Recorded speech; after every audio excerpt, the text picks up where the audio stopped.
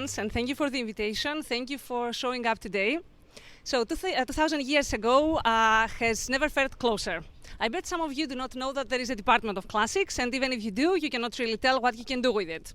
Myths, history, archaeology, they are cool and all, but what about real skills? So how useful would you think would it be for you if you could pretty much tell the future? If you could predict how someone, your friend, your partner, your boss, your president would react? You have heard plenty of times the phrase, history repeats itself. My research focuses on studying the past to better understand the present and prepare for the future. Racism, discrimination, inclusion, exclusion, imperialism, colonialism, all contemporary issues that affect our personal and professional lives. Diversity, equity, ethical leadership, justice, intercultural communication, and technological digital skills, all life-building and career-building competences. Now, instead of talking to you about the impact of my research, I want to emphasize the human focus by inviting you to find its impact. So I would like to play a Jeopardy type game with you. I know that you don't have time to answer, but I will give you some quotes, and you'll have to try and guess which ones are ancient and which ones are modern. 1.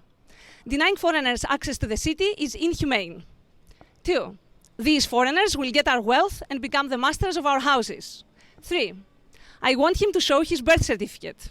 4. Since he has brought many false charges against me, which are neither becoming nor just, I shall try to prove that I'm entitled to citizenship. 5. A dialogue between the attacked and the aggressor. Attacked. Well then, if you risk so much to retain your empire and your subjects to get rid of it, it will be cowardice in us who are still free not to try everything before submitting to you. Aggressor. Not if you are well advised, the contest not being an equal one, but a question of self-preservation and of not resisting those who are far stronger than you. 6. Those who embarked on the path of violence, bloodshed, lawlessness did not recognize any other kind of solution except for the military one. And from those who seized and hold power, we demand an immediate cessation of hostilities.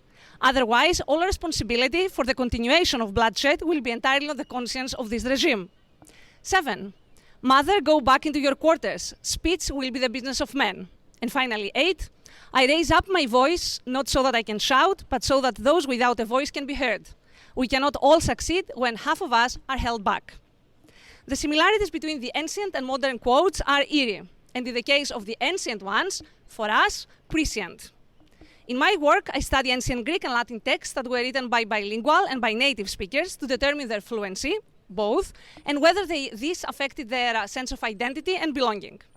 Also, I use AI to trace the use and history of words that talk about race, ethnicity, gender, religion, war victims, and other distinguishable characteristics and circumstances that affect the human condition to build a history of diversity, equity, inclusion, exclusion, and equality and inequality in the ancient world. Knowing the past, our personal past, our nation's past, the world past can only enlighten our present and help us improve the cultural footprint that we're going to leave for the generations to come. We may not be able to change the past, but we can certainly change the future. Thank you.